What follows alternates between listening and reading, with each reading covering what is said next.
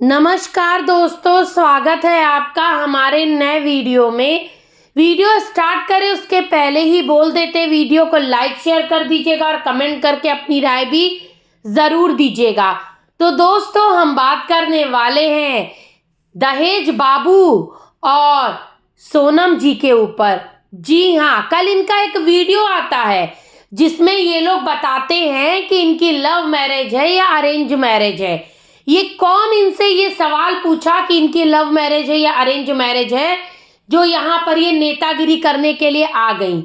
दरअसल ये इन क्रिएटर्स का आइडिया रहता है कि इनको एक साइड इशारा कर देना रहता है ताकि रिएक्शन चैनल वाले और जनता शक करे और उस तरफ उनका ध्यान जाए और इन पे वीडियोस बनते रहें और जनता इनसे सवाल पूछे। देखने से ही पता चल रहा है कि ये लोग एक दूसरे को बहुत टाइम पहले से जानते थे और एक दूसरे के घर आना जाना था। ये लोग एक दूसरे को भली भांति पहचानते थे। तो जो झूठ बोला गया कल बैठकर बेड पर, वो नाटक नौटंकी पता चल चुका था। और दहेज बाबू को तो वैसे भी स्क्रिप्ट दे दी जाती है पत्नी साहिबा के साइड से कि क्या बोलना है क्या नहीं बोलना है। देखो सोनम, तुम्हारा दुश्मन यहाँ पे कोई नहीं बैठा है, ना जनता और न रिएक्शन चैनल वाले, पर आप लोग अपने वीडियो में इतना झूठ बोल जाते हो कि उस झूठ को देखकर बर्दाश्त नहीं होता और इंसान सवाल पूछ ही लेता है। शादी जब इन लोगों की तय हुई थी और देव बाबू की देखना दिखैया हुआ था और इंगेजमेंट वाला कार्यक्रम चालू हुआ था, तभी लोगों ने पहचान लिया था कि ये लड़का तो विजय रिया और रंगीला फैमिली के यहाँ कई बार देखा गया है। जी हाँ, आपको याद होगा जो विजय रिया के साथ आनंद राज रहते हैं, जो क्रिएटर हैं, जो सुनीता को लेने भी गए थे, उनके ये मित्र हैं। उनकी बहनों से देव बाबू राखी बंधवाए हैं। तो ऑब्वियस सी बात है इन लोगों के यहाँ आना जाना मेल मिलाप पहले से देव बाबू का रहा होगा। और देव बाबू छोटे विजय बाबू के मित्र भी हैं, यानी कि इन दोनों की कम एज वाली फोटोज भी वायरल हुई थी, वो भी आप लोगों ने देखा होगा। तो ये लोग एक दूसरे को पहले से जानते थे, लेकिन झूठ क्या बोला गया है कि हमारे परिवार ये रंगीला फैमिली का वीडियो देखा करता था और हमारे मम्मी पापा बोले अरे ये फैमिली कौन है, इतनी अच्छी फैमिली, इतने अच्छे अच्छे वीडियोस बनाती है। तो जब आपकी फैमिली को वीडियोस देखने का और वीडियो बनाने वाले लोग पसंद थे, तो आपका पूरा परिवार वीडियो में आता क्यों नहीं है देव बाबू? आपके मम्मी पापा कैमरे के आगे आंखें क्यों चुराते हैं, बोल क्यों नहीं पाते हैं? जरा ये बताइएगा। आपके घर के बाकी लोग कैमरे के आगे क्यों नहीं आते? क्योंकि आपका एक भाई तो वीडियो बनाता है। फिर आप लोग कैमरे से इतना शाईनेस क्यों दिखाते हैं? क्यों कैमरे के आगे इतना शर्माते हैं, ऐसे रिएक्ट करते जैसे पहली बार आपने कैमरा देखा हो? और आपके कहे अनुसार तो आप रंगीला फैमिली के फैन थे। फैन होने के नाते आप लोग उनको देखते देखते आपको ये फैमिली पसंद आ गई, फैमिली की बिटिया रानी पसंद आ गई। क्या हम किसी सेलिब्रिटी को देखकर उससे शादी करने के सपने देख सकते हैं? क्या किसी सेलिब्रिटी के घर हम रिश्ता जोड़ सकते हैं? हाँ, बहुत सारे लोग अंबानी की फैमिली से इंप्रेस होंगे, तो क्या अंबानी के घर बहू बन के चले जा रहे हैं या दामाद बन के चले जा रहे हैं? अजब ही बात है ना दोस्तों। अपने हैसियत के अनुसार लोग रिश्ता देखते हैं और रिश्तेदारी जोड़ते हैं कि मतलब हम किसी को भी देखकर किसी को भी पसंद कर लें। हाँ, और अचानक से वो लोग हमें पसंद भी आ गए। देव बाबू का परिवार क्या करता है क्या नहीं करता, ये एक रहस्य ही बना हुआ है, क्योंकि पिताजी भी पता नहीं कौन सी जॉब करते हैं कि जब इन लोगों को जरूरत रहती तब पिताजी छुट्टी लेकर बैठ जाते हैं। जब गाड़ी चलवाने के लिए ड्राइवर की जरूरत लगेगी या ट्रेनर की जरूरत लगेगी, पिताजी की छुट्टी। जिस दिन पिताजी को मंदिर जाना उस दिन पिताजी की छुट्टी। जिस दिन कुछ भी कार्यक्रम रहेगा पिताजी की छुट्टी हो जाएगी। पिताजी भी पता नहीं किस प्रकार की जॉब करते हैं। शादी को पूरा 1 महीने से ज्यादा हो चुका और देव बाबू को आप लोग काम पे जाते देखे नहीं होंगे। ये कौन सा ऑफिस है या कौन सा ट्रेनिंग सेंटर है जहां पर इतने टाइम तक की छुट्टियां मिलती हैं? भाई साहब, मैंने तो ये अनोखा जॉब देखा है, इसीलिए तो लोग इतनी तरक्की कर रहे हैं इंडिया में। हाँ, शादी के बाद 1-1 महीने तक 2-2 महीने तक ऑफिसे नहीं जाएंगे, नहीं करेंगे, उसके बाद गवर्नमेंट को कोसा जाएगा कि गवर्नमेंट गरीबी बढ़ा रही है, गवर्नमेंट ये कर रही है। ये लोग खुद नहीं देखेंगे कि इनके कर्तव्य क्या हैं। जिनको फ्री की बैठ के खाने की लत लग जाती है वो काहे का काम करेंगे भैया। हाँ, इसका मतलब तो मकसद के तहत ये लोग सोनम एंड फैमिली को फंसाएं। हाँ, जब ये लोग देखते रहे होंगे वीडियो तो इन लोगों को पता होगा कि इनके पास इतना पैसा कौड़ी है।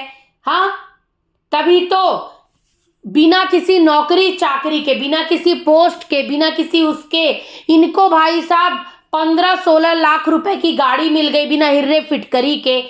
जरा मुझे आप ये बताओ, सोनम के आगे ये किसी भी एंगल से मैच करते हैं? सोनम पढ़ी लिखी है, कमासूद है। सबसे बड़ी बात होती है कमाना यार। आजकल के जमाने में सोनम जैसी लड़कियां जो भाई सोशल मीडिया से लाखों रुपए कमा रही हैं, वो लोगों के लिए कहीं ना कहीं एक प्रेरणा स्रोत रहे कि भाई साहब वो इंडिपेंडेंट है और इसमें कोई भी खराबी नहीं है। मैं तो सोनम की तारीफ करूंगी कि भाई वो इंडिपेंडेंट है, अपने पैरों पर खड़ी है। सुनीता भी अपने पैरों पे खड़ी है, अपना खर्चा तो वहन कर सकती है, किसी के आगे हाथ नहीं फैलाने की जरूरत है। कल को बच्चे होंगे तो उनकी परवरिश भी सोनम और सुनीता खुद से कर सकती हैं। पर क्या हस्बैंड लोगों को करने की जरूरत नहीं है? हाँ, वो भी तो करना जरूरी होता है भाई साहब। इनके परिवार वाले क्या देखकर लड़कों को पसंद करते हैं, या ये लोग क्या देखकर लड़कों को पसंद करती हैं, बुरा मत मानना। लेकिन ये बात बताओ जरा कि तुम इतनी पढ़ी लिखी कॉलेज गोइंग लड़की, अच्छे से पढ़ी लिखी, इतने अच्छे घर की लड़की, तुम्हारे भाई साहब भैया जी ने 15-16 लाख की गाड़ी दी, लाखों का दहेज दे दिया, अच्छे खासे घर की लड़की हो तुम, प्रसिद्धि हासिल परिवार की, और इनका क्या स्टैंडर्ड है? तुमसे शादी तय हुई तो घर बनवाया गया, घर में एक फर्नीचर नहीं था। अगर सोनम राजशाही तरीके से अपना एटीट्यूड दिखाए तो क्या गलत है भाई साहब? जो लोग बोल रहे हैं कि सोनम दहेज का घमंड दिखा रही, तो भाई साहब घमंड तो दिखेगा ही, उसमें गलती क्या है भाई? इस बंदे के पास कुछ भी नहीं था, उसके भाई के दिए गए सामानों से ही तो घर सजा है। और जो लोग ये बोल रहे हैं कि भाई साहब देव बाबू के परिवार वाले को बुरा लगेगा कि गाड़ी को लेकर सोनम ये कहे, भाई लगे, अब तो लगना पड़ेगा ना, दहेज लिए हैं। और दूसरी चीज, सोनम ले देकर आई है और कर्तव्य लड़की है। सबसे बड़ी बात कि 1 लाख 2 लाख 4 लाख तो ये फेसबुक से कमाती होगी, और हम कह रहे कम से कम 2, 2.5, 3 लाख रुपए तो यूट्यूब से कमा लेती होगी। बढ़िया कमासुद पतोहिया मिली है। इनका बेटा अगर रेडी घिस जाएगा ना तो भी इतने पे नहीं पहुंच पाएगा जितने पे सोनम है। तो भाई साहब इन लोगों को तो सोनम देवी ही नजर आएगी ना। हाँ, और ये लोग भाई साहब ये भी नहीं कि स्टैंडर्ड तो थोड़ा सा उसके साथ मैच करें। देव बाबू के कपड़े लत्ते देखिए, क्या वो किसी एंगल से सोनम से मैच करते हैं? हाँ, सोनम का परिवार 2 तल्ला मकान में रहने वाला, आईफोन चलाने वाला, 7 सीटर गाड़ी में घूमने वाला, बुलेट और बाइक जिनके घर में खड़ी हो, और हाई फाई क्रिएटर पार्टीज में जाने वाला, लाखों रुपए कमाने वाला भाई का चैनल, लाखों रुपए कमाने वाली बहन का चैनल, इतनी प्रसिद्ध लोगों के साथ शादी होकर इन लोगों का स्टैंडर्ड क्या है? एकदम लो।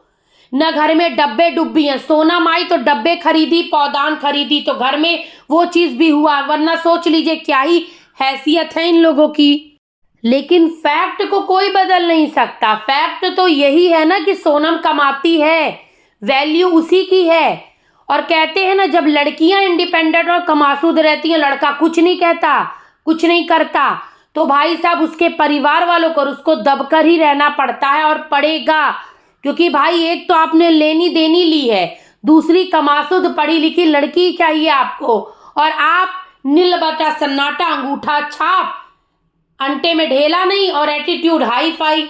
ये मैंने देखा है कि वाईटी पर निठल्ले दमादों की संख्या बढ़ती जा रही। उसमें ये दहेज बाबू, मजनू मियाँ, सावित्री के पति गणेश जी, और वो रूबी के पति भंजन, और अनगिनत ऐसे क्रिएटरों का नाम मैं आप लोगों को बता सकती हूँ जो भाई साहब अपने घर की बेटियों की शादी ऐसों से कर देते जो कमाते धमाते कुछ नहीं है। फिर जब सोसाइटी के लोग देखते हैं, जनता देखती है, तो सवाल उठाती है, और सवाल पूछना जनता का अधिकार है, क्योंकि व्यूज वो आपको देती है, उसी व्यूज से आप डॉलर छापते, अपने घर का खर्चा चलाते हैं। तो जब जनता के आगे आप कंटेंट परोसेंगे तो जनता सवाल पूछेगी।